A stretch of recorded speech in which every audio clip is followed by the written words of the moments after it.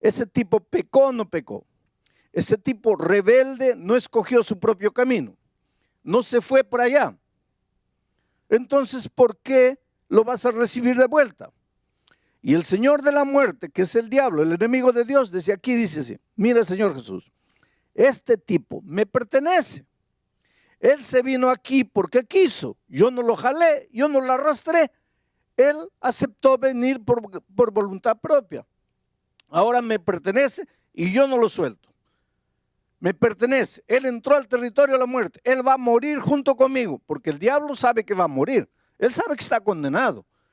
Solo que quiere arrastrar a todo el mundo que pueda, porque así es el pecado. Él no quiere morir solo con la tercera parte de los ángeles que engañó. Él quiere llevarse a todos los que pueda. Entonces, este me pertenece. Pero si quiere salvarlo, ya que este pecó y merece morir por elección propia, si tú quieres salvarlo, alguien tiene que morir en lugar de este. Y ahora bien, Isaías dice que el Señor Jesucristo cargó sobre él nuestros dolores, nuestra maldición, nuestra rebelión, y murió en la cruz del Calvario para que nosotros pudiésemos recibir la vida eterna. Ya no necesitamos morir si confiamos en el Señor Jesucristo. Bueno, ahora esto es palabra. Y Dios quería enseñarle al pueblo de Israel de manera práctica este asunto que yo les hablé ahorita. Por eso les dijo: háganme un santuario, edifíquenme un santuario. A través de ese santuario yo voy a estar entre ustedes. Pero también a través del santuario yo les voy a enseñar cómo pienso resolver el problema del pecado. Y ahora vean lo que hace. En el libro de Levítico hay varios capítulos que nos explican lo que sucedía en el santuario, y yo no les voy a leer versículo por versículo porque no estoy dando un estudio bíblico. Pero les aconsejo que lean el libro de Levítico a partir del capítulo 4 para adelante. Lean y van a ver lo que sucedía en el santuario. Yo se los voy a explicar.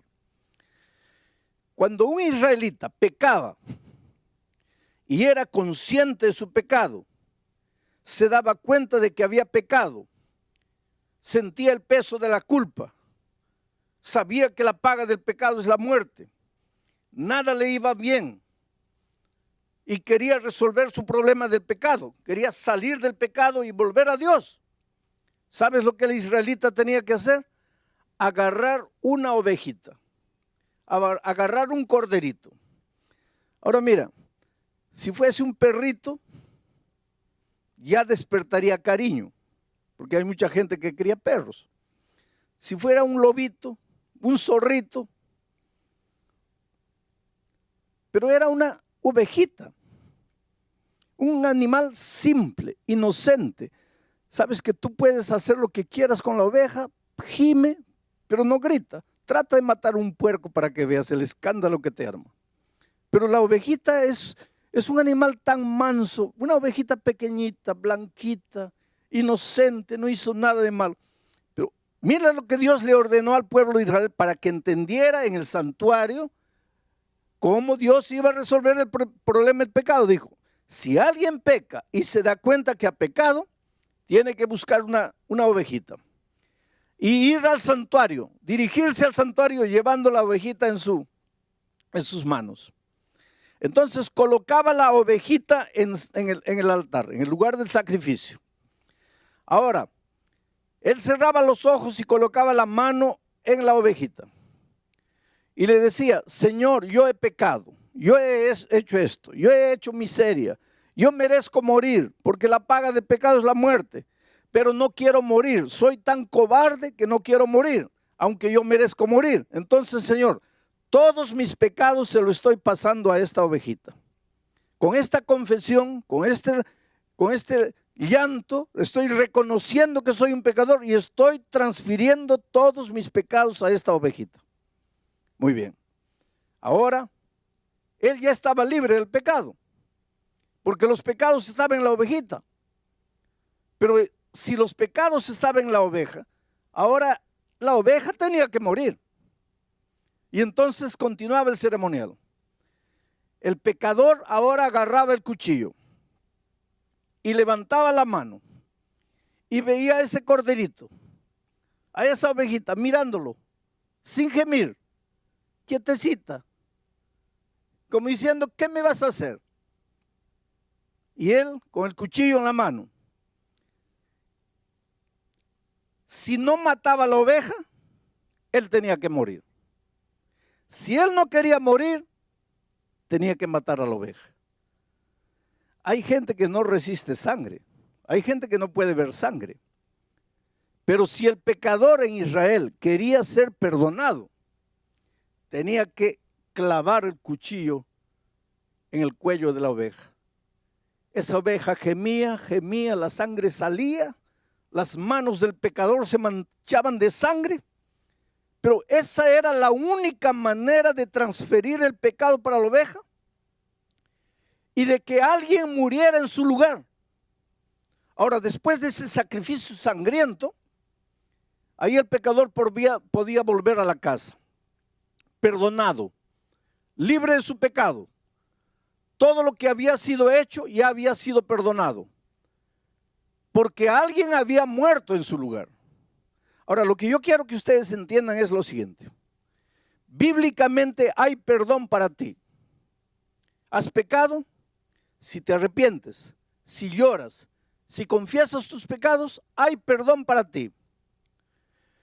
Hay liberación de culpa para ti.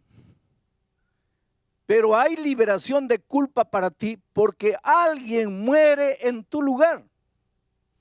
En el santuario de Israel moría el corderito. Pero ese corderito era un símbolo del Cordero de Dios que quita el pecado del mundo. Israel miraba al Señor Jesucristo en el futuro. Vendrá el Cordero para morir por mí. Y mientras el Cordero no venga, yo voy a ir matando todos los días ovejitas para verme libre de mi pecado. Nosotros ya no sacrificamos corderos porque Jesucristo ya murió. Para Israel estaba en el futuro, para nosotros está en el pasado. Solo necesitamos confiar, creer que Jesucristo es el Cordero de Dios y que murió por nosotros. Pero yo a veces pienso que el ceremonial del sacrificio debería durar hasta hoy. ¿Y sabes por qué? Porque nosotros pecamos y decimos así: gracias, Dios mío, porque moriste en la cruz. Qué facilito, ¿no? Cierras los ojos, tus palabras, Señor, gracias porque moriste en la cruz. Pero para el israelita no era así. El israelita tenía que manchar sus manos de sangre. Y cuando veía aquella ovejita muriendo, pataleando ahí por mis pecados, yo había pecado, yo tenía que morir, yo tenía que derramar mi sangre, pero soy tan cobarde que no quiero. Procuro protección, procuro ayuda, y Dios me dice: está bien, transfiere tus pecados para el corderito. Y ahora el corderito comienza a patalear, a morir. Y al día siguiente, si yo peco de nuevo, tengo que volver llevando otro corderito. Y al otro día otro corderito. Yo creo que si había muchos israelitas que de tanto matar corderitos llegaba un momento y decían: no, Dios mío, ya no puedo. Entonces la única manera de no seguir matando corderitos era parar de pecar. Pero hoy día nosotros no. Hoy día, Jesús murió en la cruz, qué lindo, ¿no? Qué maravilloso. Tú no te manchas de sangre. Tú no ves lo que cuesta el perdón. Pero qué amor maravilloso de Cristo. Que hoy nosotros podemos mirar por la fe el sacrificio de Cristo y aceptar que aunque hemos pecado y merecemos morir, alguien murió en nuestro lugar. Yo siempre digo una cosa: mira, tú eres lo más precioso que Dios tiene en esta vida. Dios te ama, te ama, te ama. Una de las cosas que el pecado hace en tu vida cuando te separas de Dios es que te quita la paz.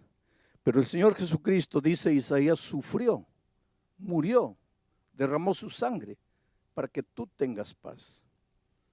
Hay gente que tiene dinero, que tiene poder, que tiene todo, pero no tiene paz.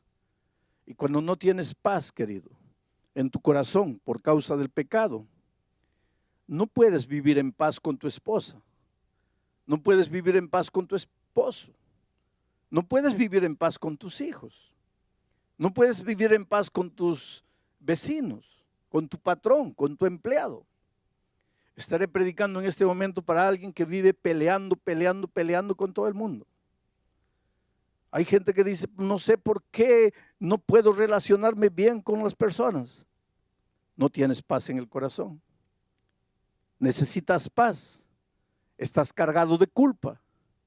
¿Quieres ser perdonado? Pues ve a Jesucristo.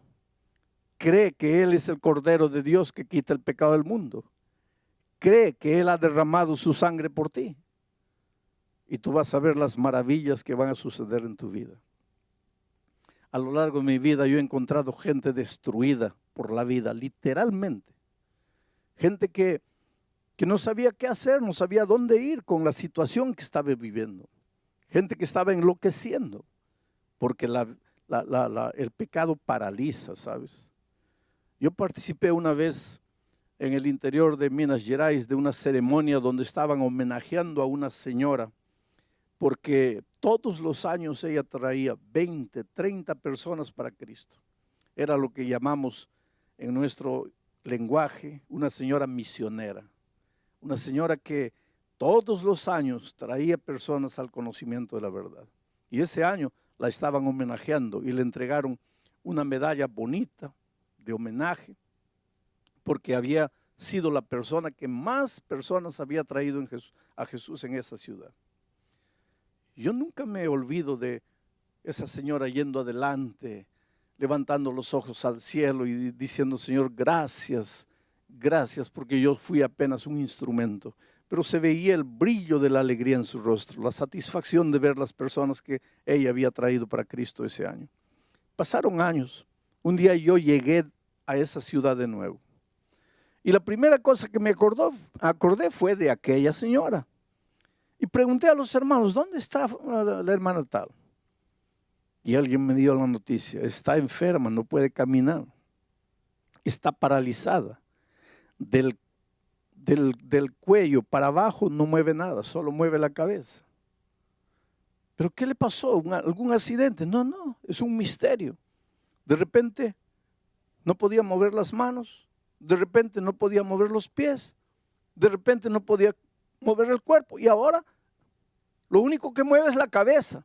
No está ni siquiera en una silla de ruedas, está en una cama, no puede levantarse para nada. Le dije, yo quiero visitarla. Y fui a visitarla. Ahí estaba la señora inerte, no se movía para nada. Cuando me vio comenzó a llorar. Inmediatamente me di cuenta de lo que estaba pasando y le dije, mire, a las personas, déjeme solo con ella, quiero hablar con ella. Y ella comenzó a llorar y me dice, pastor, yo merezco morir. Yo merezco morir. Le pregunté, ¿por qué?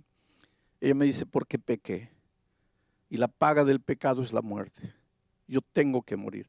Y miren cómo es el poder de la mente. Su mente le decía de noche y de día, tienes que morir, mereces morir, mereces morir. Y la mente es tan fuerte que fue capaz de matar todo su cuerpo. Apenas no podía cortar el hilo de la vida, continuaba respirando, pero su cuerpo estaba completamente muerto. Entonces yo tomé sus manos en las mías, manos heladas, manos cadavéricas, manos frías. La miré a los ojos y le pregunté, ¿tú no crees en el perdón?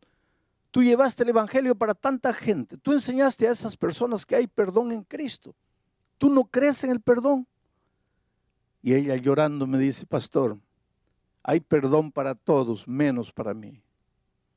¿Por qué no para ti? Ella dice, pastor, porque yo conocía la palabra de Dios. Dios puede perdonar a los que caen porque no conocen la palabra de Dios, pero yo conocía la palabra de Dios. Mi pecado no fue un pecado así que caí y me tropecé, no. Yo sabía lo que estaba haciendo. Para mí no hay perdón. Y el poder de su mente fue tan grande que logró paralizar su cuerpo todo. El esposo la había llevado a los Estados Unidos, era un hacendado con mucho dinero, la había llevado a Alemania. Y un día un médico le dijo, mire, su esposa físicamente no tiene nada. El problema de su esposa está en la cabeza. Y eso es lo que yo digo. El pecado es tan cruel que te paraliza. Hay gente que vive derrotada en la vida caminando. Yo no merezco un buen sueldo. Porque interiormente el subconsciente le dice, has pecado y mereces morir. Hay gente que camina en la vida, no, yo no merezco el amor de nadie. Yo no merezco el amor de un buen hombre. No merezco el amor de una buena mujer. Yo no merezco ir, yo no merezco entrar, yo no merezco salir. ¿Por qué? Porque carga el peso de la culpa que le dice, has pecado, tienes que morir.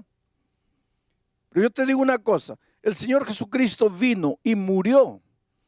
Él tomó tus dolores.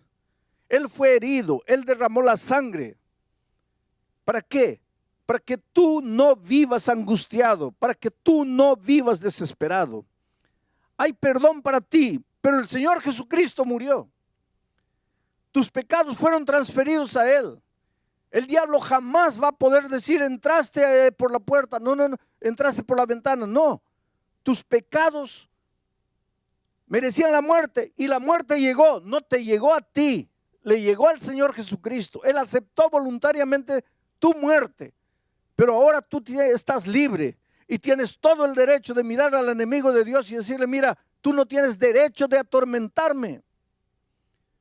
Estaba saliendo de la predicación en un estadio y una señora corrió atrás de mí diciendo, pastor, usted no imagina lo que el mensaje de esta noche significó para mí.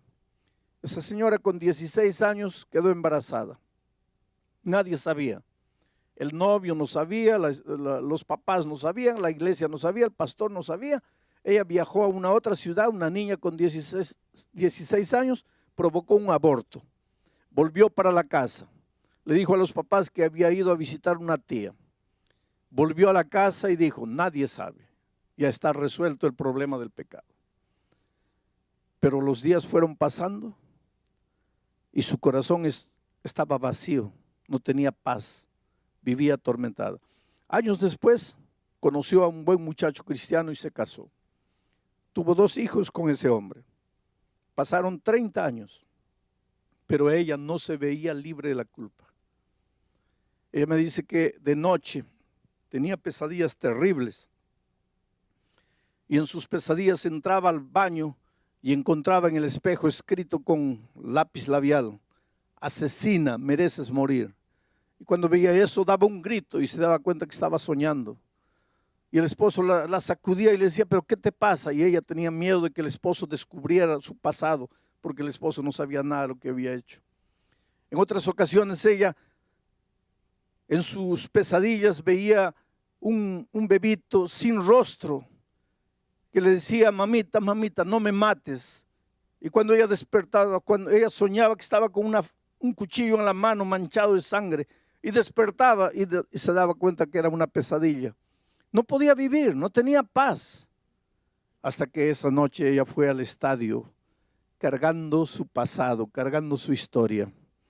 Y yo levanté la Biblia aquella noche en el libro de San Mateo, en el Evangelio de San Mateo, cuando el Señor Jesucristo dice, todo pecado le será perdonado al ser humano. Todo pecado. No hay un superlativo para la palabra todo. Todo es todo. No hay ninguna palabra que exprese mayor sentido que la palabra todo. No existe más todo, porque todo es lo máximo. Todo es todo. Adulterio, asesinato, asalto a mano armada, tráfico de drogas, codicia, orgullo, miseria, mentira, chisme. Todo pecado le será perdonado al ser humano. Yo he escuchado muchos sermones de la segunda parte de este texto que dice, menos el pecado contra el Espíritu Santo. Pero pocas veces he escuchado un mensaje de la primera parte del texto que dice, todo pecado le será perdonado al ser humano. Pastor, ¿y el pecado contra el Espíritu Santo? El pecado contra el Espíritu Santo es cuando tú no quieres ser perdonado. Cuando tú llegas al punto de decir, Señor, mira, llévate tu perdón, yo quiero perderme, yo no necesito perdón. Ese es el pecado del Espíritu Santo, cuando te vuelves insensible, cuando tu corazón se vuelve un corazón de piedra. Pero mientras sientas en tu corazón la necesidad de ser perdonado, todo pecado le será perdonado al ser humano. Y aquella noche aquella señora me decía, pastor, yo vuelvo a mi casa como si hubiera sacado un peso de 1 tonelada de mis hombros. Estoy libre, estoy perdonada. Y eso mismo. Esta noche tú puedes volver a la casa sabiendo que tu vida comienza hoy. Lo que pasó, pasó. Tu vida comienza en el momento que encuentras al Señor Jesucristo. Entiendes que Él pagó el precio de tu pecado. Aceptas a Jesucristo con todo tu corazón. Y entonces renaces para una vida nueva. Esta noche voy a contar la experiencia de una señora llamada Herminia. Herminia conoció la palabra de Dios hace algún tiempo.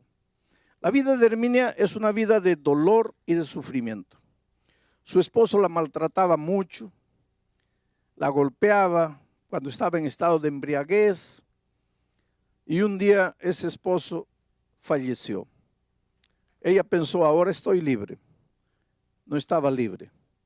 Los hijos habían crecido, especialmente los hijos hombres. Cuando descubrieron que ella estaba estudiando la palabra de Dios, se opusieron, no la dejaban estudiar la Biblia, se burlaban de ella. Uno de esos hijos hoy día está preso. Ella sufre al no poder ayudar a su hijo. Pero cuando el hijo salió, ella tuvo más libertad para estudiar la palabra de Dios. Abrió su corazón, entendió que su vida era una vida de dolor. Te voy a explicar lo que pasaba con ella. Ella no se daba cuenta, pero estaba en el territorio de la muerte. Y en este territorio de la muerte, en este territorio de condenación, pues hay dolor, hay sufrimiento, hay tristeza, hay desgracia. El matrimonio no resulta bien, los hijos crecen, se rebelan. Todo es dolor y sufrimiento en el terreno de la condenación. Ella decidió volver al Señor Jesucristo, pero ahí el enemigo dice, no, ella no estaba en el territorio de la muerte, ella no pecó voluntariamente, pues entonces tiene que morir. Pero ahí aparece la figura maravillosa de Jesucristo y dice, sí, ella merece morir y va a morir, pero no ella, yo voy a morir. Ella va a transferir todos sus pecados a mí. Así como en Israel el pecador transfería sus pecados al Cordero. Y yo voy a morir en la cruz del Calvario. Todo eso es necesario. Ayuda profesional es necesaria. No tengas miedo de buscar ayuda profesional. Pero salvar el matrimonio no depende solamente de eso. Ni siquiera solamente de tu esfuerzo, de tu buena voluntad, de tu disciplina propia, de las promesas o de las decisiones que tomes. Salvar el casamento depende de Dios.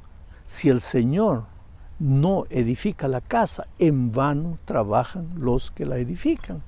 Quiere decir, tienes que arreglar primero tu vida con Dios. ¿Sabes por qué? Porque una vida sin Dios es una vida sin paz. En la medida que tú te distancies de Dios, te alejes de Dios, tu corazón va perdiendo paz, te llenas de angustia, de sentimiento de culpa, de complejos, de traumas. Ahora, con ese corazón sin paz, ¿cómo piensas construir un casamiento feliz, un matrimonio feliz? Pero ¿qué sucede cuando tú vas a Dios? Ahí sucede lo que Pablo dice en Romanos 5:1. Justificados pues para con Dios tenemos paz, paz.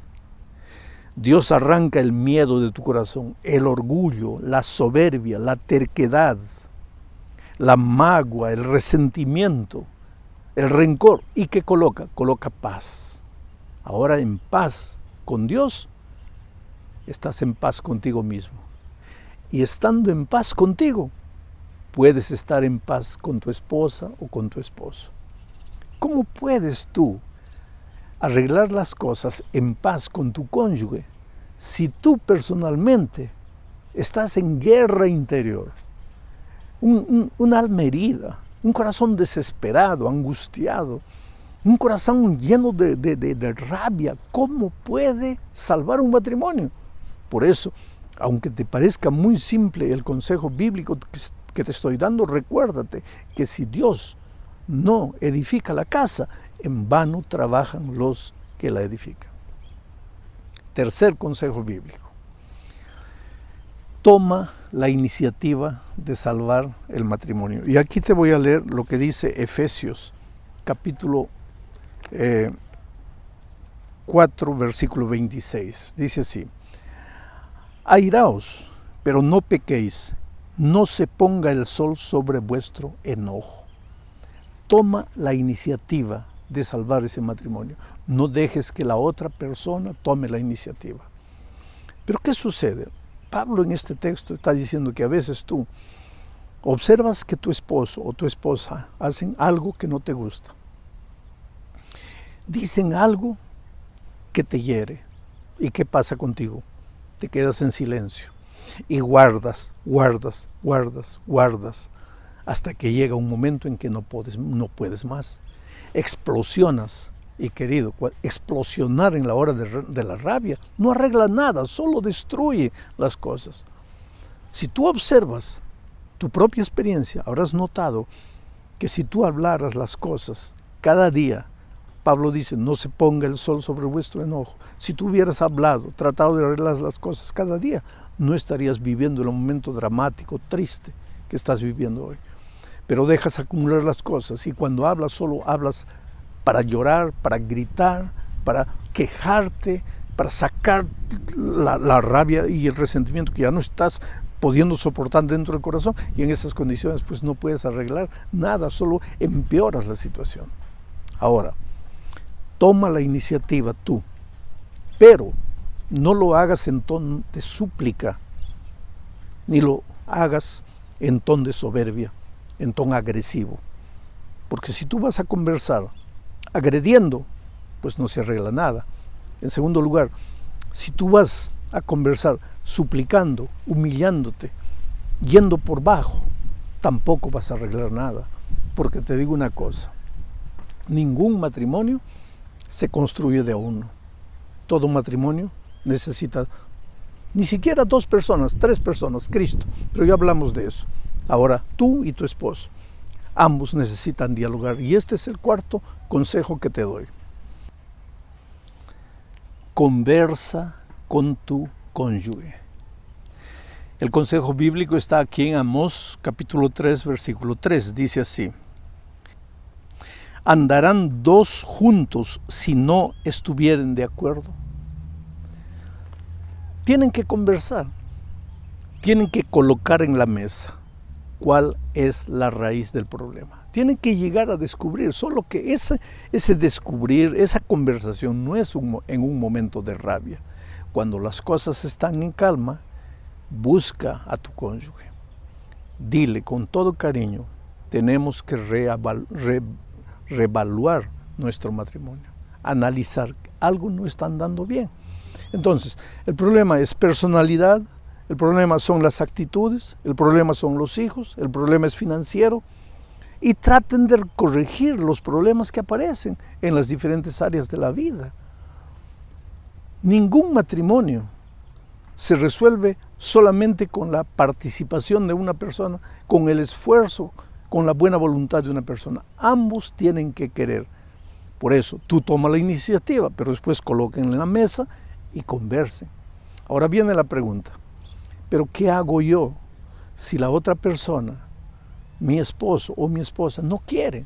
Él o ella no acepta que nuestro hogar está en problemas.